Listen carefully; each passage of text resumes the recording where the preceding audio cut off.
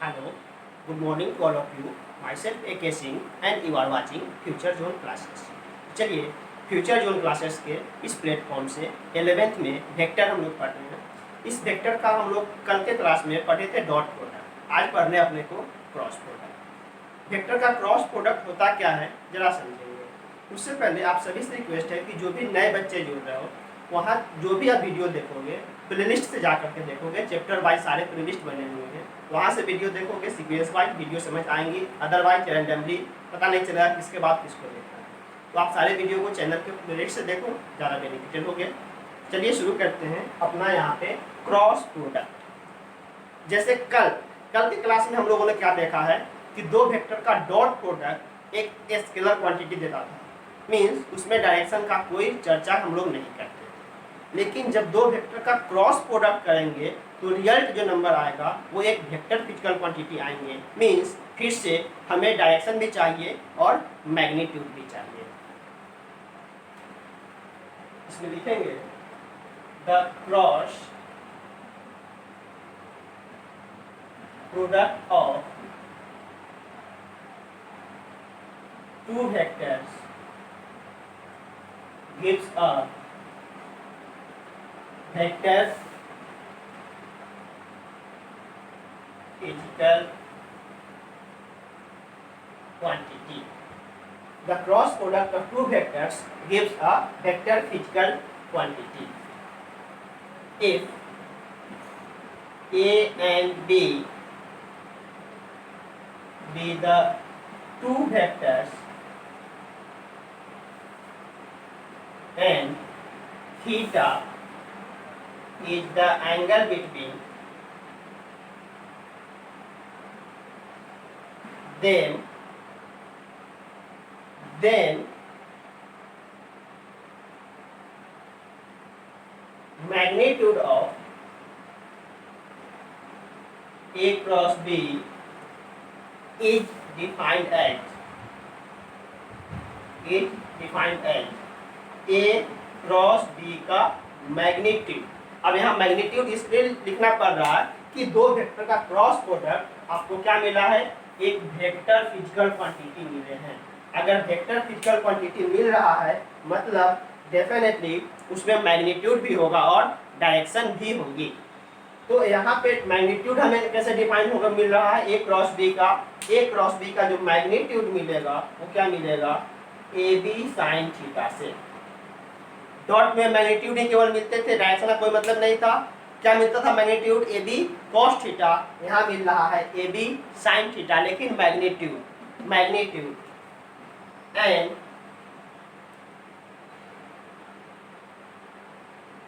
Direction is given bye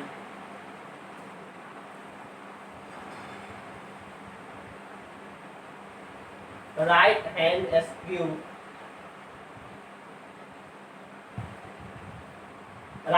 screw rule. ये right hand screw rule एक चीज कर सकते हो, the direction of A cross B is always perpendicular to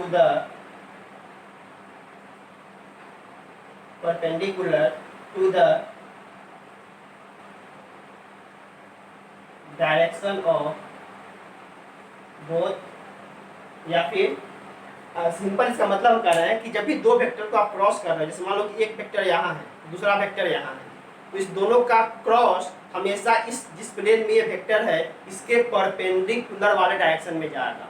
वही चीज लिखने की कोशिश कर रहे हैं, the direction of A cross B is always perpendicular to the plane in which A and B lie। जिस प्लेन में A और B लाई कर रहा है उस प्लेन के परपेंडिकुलर डायरेक्शन में क्या जाता है, A क्रॉस B का direction. The direction of A cross B is always perpendicular to the plane in which A and B lie. जैसे मान लो कि अपने पास जो वेक्टर है, गिवन वेक्टर दो वेक्टर A और B था, वो अगर XY प्लेन में है तो रिजल्ट किस में चल जाएगा, जेड डायरेक्शन में। अगर वाई जेड प्लेन में है तो रिजल्ट एक्स डायरेक्शन में। अगर जेड एक्स प्लेन में है तो रिजल्ट वाई डायरेक्शन में। तो जिस प्लेन में वेक्टर है, क्योंकि दो वेक्टर बना रहे हो तो डेफिनेटली एक प्लेन बन ही जाएगा, जिस प्लेन में वो वेक्टर है उस प्लेन के परपेंडिकुलर डायरेक्शन में उसका क्या होगा, रिजल्ट वेक्टर। तो डायरेक्शन निकल गया राइट हैंड स्क्रू रूल से, और मैग्नीट्यूड कितना निकलेगा, A B sine theta. Magnitude कितना निकलेगा, ए बी साइन थीटा। और डायरेक्शन कैसे निकलेंगे, right hand screw rule. Right hand screw rule कैसे निकलता है दिखाते हैं, नोट कीजिए।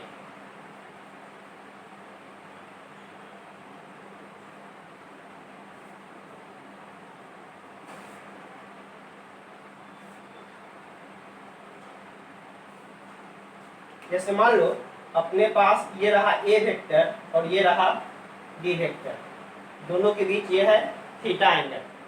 तो ए और बी हम कह रहे हैं कि इस व्हाइट बोर्ड वाले प्लेन में है, ए और बी इस व्हाइट बोर्ड वाले प्लेन में है। तो ए क्रॉस बी किधर आएगा, ऐसे, और अपना हाथ घूमेगा, दाहिना हाथ का ये फिंगर ए से बी की तरफ घूमेगा, ए से बी की तरफ। तो अंगूठा कहाँ जा रहा है, बाहर की तरफ, मतलब ए क्रॉस बी इस व्हाइट बोर्ड के परपेंडिकुलर बाहर की तरफ जाएगा। लेकिन अगर बी क्रॉस ए निकालना हो तो अंगूठा घूमेगा, ये कर्लिंग ऑफ फिंगर होंगे बी से ए की तरफ, बी से ए की तरफ। अंगूठा कहाँ जा रहा है, अंदर। मींस इस केस में बी क्रॉस ए अंदर जाएगा और ए क्रॉस बी बाहर आएंगे। जैसे मान लो इस हॉरिजॉन्टल प्लेन में अपना दो वेक्टर है, ये दो वेक्टर हॉरिजॉन्टल प्लेन में है। तो अगर हम दिस क्रॉस दिस करें तो रिजल्ट आएगा ऊपर की तरफ, दिस क्रॉस दिस रिजल्ट आएंगे ऊपर की तरफ। लेकिन अगर हमें दिस क्रॉस दिस करना पड़े तो रिजल्ट आएगा नीचे की तरफ। यही होता है राइट हैंड स्क्रू रूल। ए क्रॉस बी अगर हम कर रहे हैं, ए क्रॉस बी मान लो जस्ट हम इस डायरेक्शन में कैसे दिखा, ये जो कि इस पर भी परपेंडिकुलर होगा और इस पर भी परपेंडिकुलर होगी, ये क्या जाएगा, ए क्रॉस बी। तो अगर ए क्रॉस बी बाहर की तरफ जा रहा है तो बी क्रॉस ए कहाँ चल जाएगा, अंदर की तरफ। जस्ट इसके नीचे एक वेक्टर बन जाएंगे, दूसरा वेक्टर बना दो, ये ए है ये बी है, तो बी क्रॉस ए ये वेक्टर क्या हो जाएंगे, बी क्रॉस ए। मतलब देख रहे हो कि ए क्रॉस बी और बी क्रॉस ए जस्ट एक दूसरे का कहाँ हो जा रहा है, अपोजिट। ये रहा जिस प्लेन में ये ए क्रॉस बी है उसके जस्ट परपेंडिकुलर प्लेन में कहाँ भाग जा रहा है, उसका रिजल्ट। जिस प्लेन में ए बी वेक्टर है जस्ट उसके परपेंडिकुलर डायरेक्शन में चल जा रहा है उसका रिजल्टेंट वेक्टर। सही, मीन्स आप क्लियरली देख सकते हो कि ए क्रॉस बी और बी क्रॉस ए कभी भी बराबर नहीं हो सकता है। A cross D never equals to B cross A, क्योंकि डायरेक्शन पलट गया मतलब वेक्टर अपोजिट बन गए। हम कह सकते हैं A cross B is equals to minus B cross A. Magnitude तो उतना ही आएगा, ये भी साइन थीटा इसका भी आएगा, ये भी साइन थीटा इसका भी आएगा, लेकिन डायरेक्शन उल्टा होने के कारण एक बाहर तो एक भीतर, एक ऊपर तो एक नीचा, इस सेंस में होने के कारण दोनों एक दूसरे का क्या होगा, नेगेटिव वेक्टर बन जाएगा। क्लियर, चलिए थोड़ा सा आगे बढ़िए आप।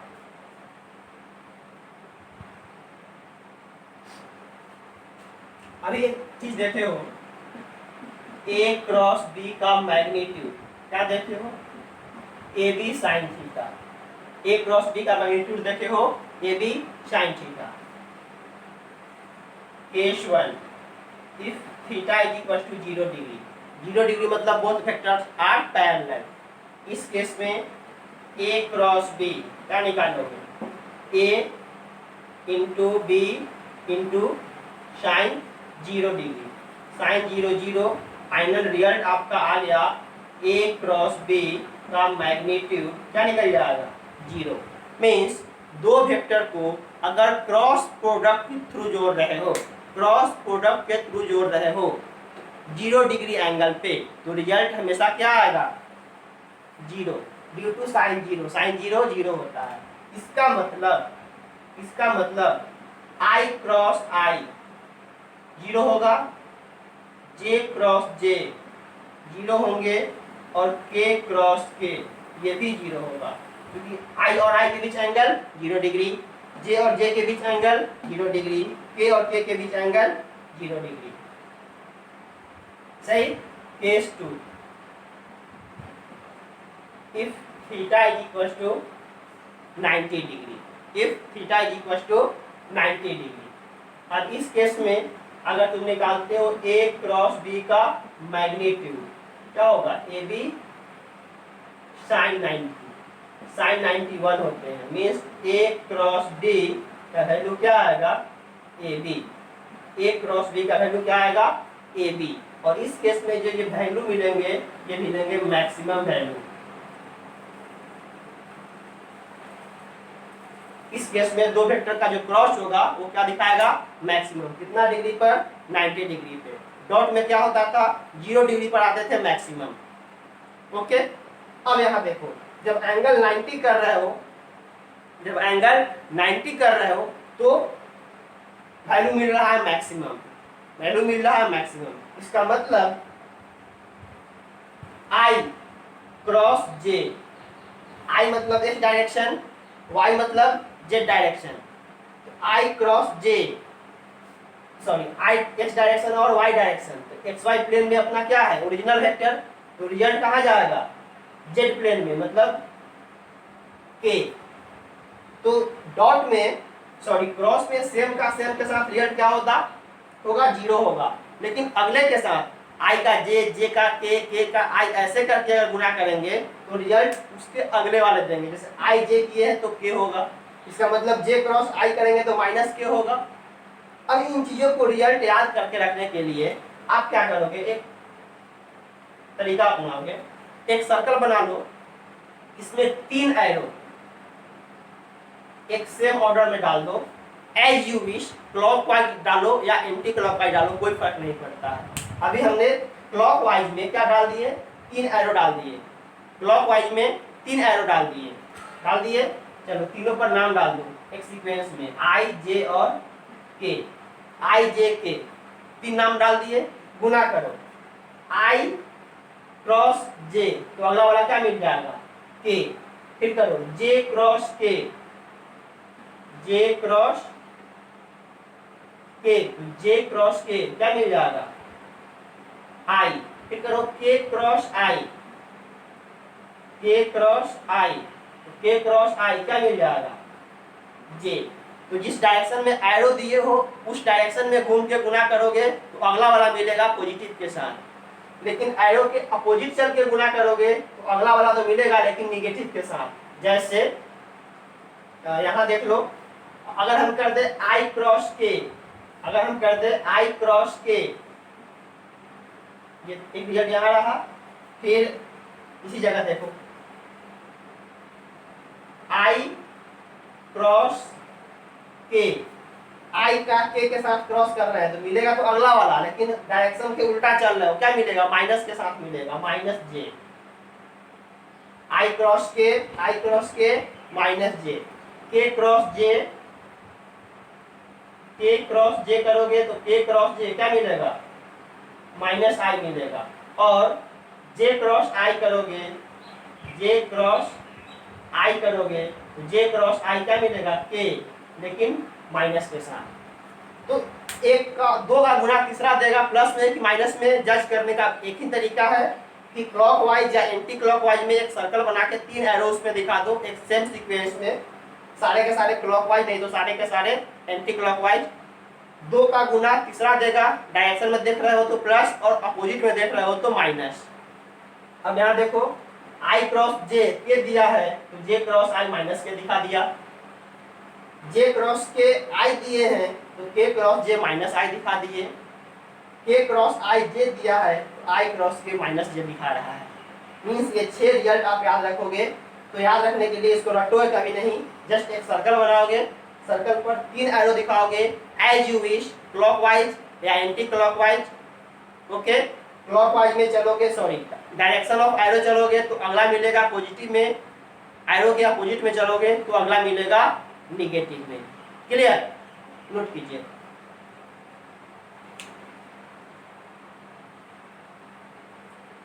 ये 3 रिजल्ट यहाँ और 3 रिजल्ट यहाँ, ये 3 और 6 रिजल्ट आपको याद करने हैं, बट याद रख के नहीं करने हैं, समझ के यहाँ से।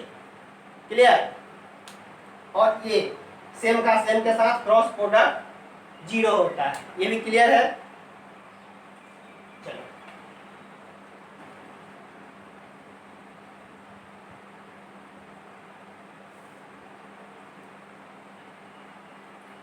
थोड़ा सा और आगे बढ़ते हैं। If A is equals to A1I plus A2J plus A3K and B is equals to B1I plus B2J plus B3K. Okay, then अगर A क्रॉस B निकालना हो, A क्रॉस B निकालने हो तो निकालो। A1I A2J A3K क्रॉस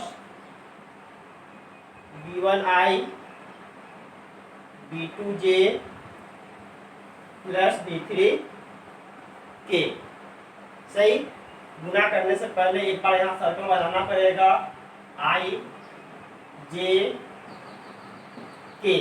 चलो फटाफट से गुना करना शुरू करो। वैल्यू क्या होगा, इधर से इधर तरफ गुना कर रहे हो तो वैल्यू क्या लिखोगे, A1 B1 I cross I, A1 B1 I cross I plus A1 B2 I cross J plus A1 B3 I cross K plus A2 B1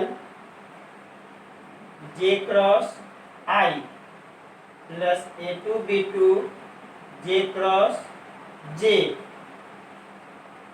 plus A2 B3 J cross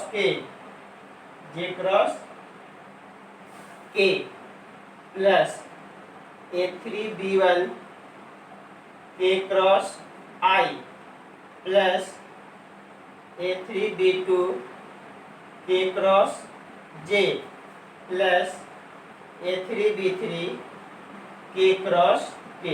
इस बार 3 ही zero हो पाएगा, I वाला zero हो जाएंगे, I cross I, J cross J और K cross K।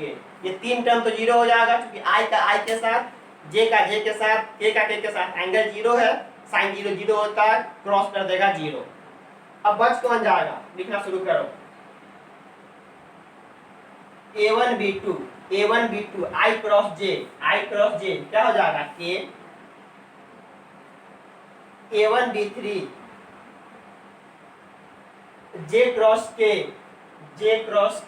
I, sorry एक minute रुक जाओ, यहाँ पर यहाँ है, हम लोग यहाँ है, I cross K। A1 B2 I cross J K, फिर A1 B3 I cross K, I और क्रॉस K माइनस J, फिर यहाँ आ जाओ plus A2 B1 J cross I फिर से माइनस K। सही है, फिर आप यहाँ आ जाओ A2 B3 J cross K direction में हो I, फिर यहाँ आ जाओ A3 B1 K cross I positive में हो J, और फिर plus A3 B2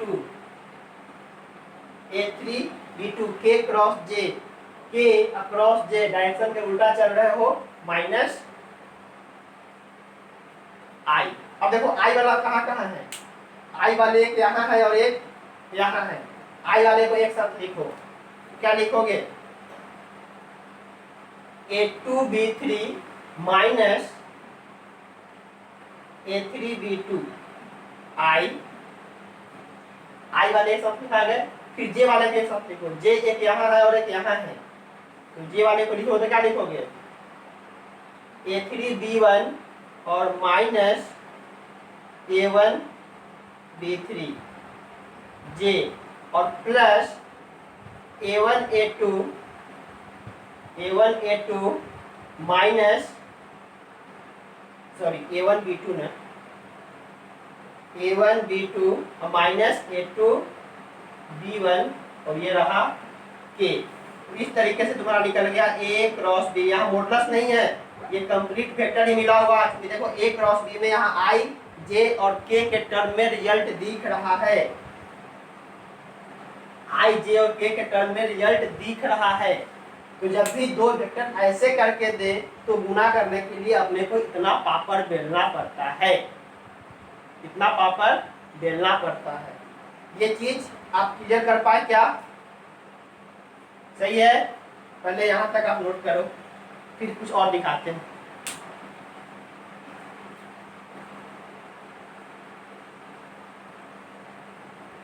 means cross product में 3 वैल्यू 0 होते हैं और 6 वैल्यू बच जाते हैं, और 6 मर्ज होकर के 3 आई जे के टर्म में दिखा दिया। हम क्रॉस प्रोडक्ट करें, खुद ब खुद आई जे और के टर्म में रिजल्ट बच ही गया है। अब इसका मैग्नीट्यूड निकालने हो तो कर देंगे over root this square plus this square plus this square. सही। अब ये प्रोसीजर थोड़ा लंबा है, थोड़ा लंबा इन द सेंस कि 3 0 हुआ, 6 बच गया है, और फिर 6 का गुना देखना पड़ेगा, किसका गुना क्या दिखा रहा है। थोड़ा भी डायरेक्शन देखने में उल्टा सीधा किए, पूरा कैलकुलेशन गंदा और गलत। इन चीजों से बचने के लिए एक साइड कंसेप्ट हम लोग यूज करते हैं, जरा उसको गौर से समझोगे, बहुत बेनिफिटेड है।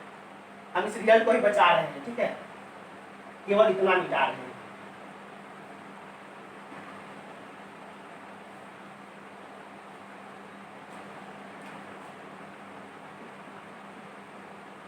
Note, cross product by using determinant method,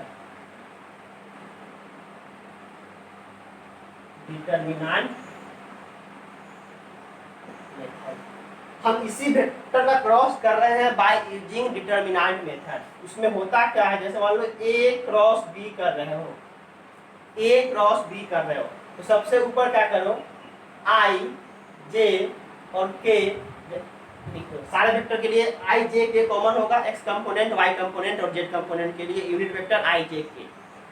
अब ए क्रॉस बी कर रहा हो ना, तो सबसे पहले ए वाले का कंपोनेंट लिखो, आई के नीचे आई वाला, जे के नीचे जे वाला और के नीचे के वाला। आई के नीचे आई वाला मतलब a1 a2 a3। कोई कंपोनेंट अगर एक्चुअली है तो लिखाएगा, और नहीं है तो वहां क्या लिखा जाएगा, 0 लिखाएगा। फिर बी के लिए गुणा करो, तो बी के लिए आई के नीचे आई, जे के नीचे जे और के नीचे के लिखो, मतलब b1 b2 और b3। इतना कर लिए ना। अब इसको तोड़ते कैसे हैं, यहाँ उठाओ, सबसे पहले क्या करो, आई उठाओ। आई को जब बाहर करोगे, आई को जब बाहर करोगे तो ये और ये गायब हो जाएंगे ना, जिस रो और जिस कॉलम में है उसको गायब कर दो, दिस, ये गायब हो गए, गायब कर दिए। अब इसके बाद 2/2 में डिटरमिनेंट करो, जस्ट ये गायब और ये गायब करो, तो वैल्यू कितना बचेगा, a2 a3 b2 b3। Sign alternate बदलते रहते हैं, प्लस माइनस प्लस करते हैं, तो प्लस से शुरू किए हो, यहाँ प्लस माइनस जे, तो जे को बाहर करो, तो जे बाहर होगा तो क्या वैल्यू हो जाएंगे, ये और ये गायब हो जाएगा, क्या बचेगा, a1 a3 b1 b3, a1 a3 b1 b3, और फिर से प्लस के बाहर करोगे तो ये गायब हो जाएगा, ये गायब हो जाएंगे, a1 a2 b1 b2, a1 a2 और b1 b2। और इस डिटरमिनेंट का वैल्यू कैसे सॉल्व करते हैं, this into this minus this into this. अगर तुम्हारे पास a b c d ऐसे डिटरमिनेंट के फॉर्म में कोई नंबर लिखा हुआ है तो इसका वैल्यू होता है ad और minus bc, ad minus bc, उसी का यहाँ यूज कर दो, तो वैल्यू क्या हो जाएगा, a2 b3 minus a3 b2। इसके साथ i का गुणा था, रहने दो, माइनस, यहाँ माइनस से बाहर में क्या हो जाएगा, a1 b3 minus a3 b1 और j के साथ गुना है, plus a1 b2 minus a2 b1 minus a2 b1 और k। देखो तो सेम रिजल्ट आ गया। एक स्टेप आगे बढ़ा दो, A1B2 minus A3B2 A2B3 minus A3B2 आई, यहाँ माइनस कॉमन निकाले हुए, माइनस को जैसे अंदर करेंगे तो क्या हो जाएगा A3B1 minus A1B3 A3B1 minus A1B3 और plus A2B2 minus sorry A1B2 minus A2B1। Result same है क्या? देख लो रिजल्ट सेम आ गया। A2B3 माइनस A3B2 आई, इस माइनस को अंदर कर दो तो प्लस हो जाएगा A3B1 minus A1B3J plus A1B2 minus A2B1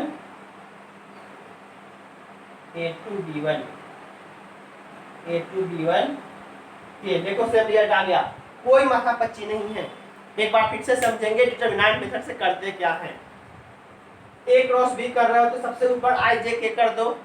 A cross B की हो तो सबसे पहले A वाले कंपोनेंट I के नीचे I, J के नीचे J और K के नीचे K। फिर B वाला कंपोनेंट I के नीचे I, J के नीचे J और K के नीचे K वाला। अगर एक्चुअल में है तो एक्चुअल में डालोगे और नहीं है तो वहां पर क्या डाल दोगे? 0 डाल दोगे। क्लियर? अब यहाँ I निकालोगे तो I गायब, ये जिस रो और कॉलम में है उसको ढक दो, जो बच गया उसको लिख दो। साइन अल्टरनेट करके लिखते हो, प्लस माइनस प्लस करके, माइनस J बाहर कर दो, ये जिस रो और कॉलम में ढक दो, जो बच गया उसको लिख दो A1 A3 B1 B3। Plus minus plus, plus के बाहर कर दिए, फिर ये और ये गायब हो जाएंगे A1 A2 B1 B2 और ये बन गया 2/2 का डिटरमिनेंट। और 2/2 डिटरमिनेंट सॉल्व करने का ये मैथमेटिक्स से उधार लाया हुआ है, ये प्रोसीजर होता है। ABCD अगर ऐसा कोई नंबर लिखा हुआ है तो इसका मतलब होता है this into this minus this into this, this into this minus this into this. वही काम कर दिए, this into this minus this into this, this into this minus this into this, this into this minus this into this. Over.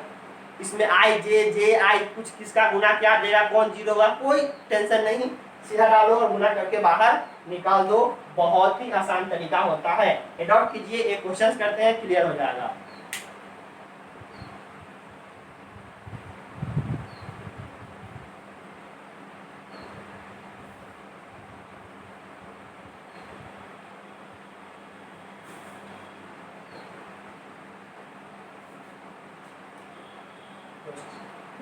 मान लो हम कह रहे हैं A का वैल्यू है 2I plus J minus 3K या प्लस 3K रहने दो। B है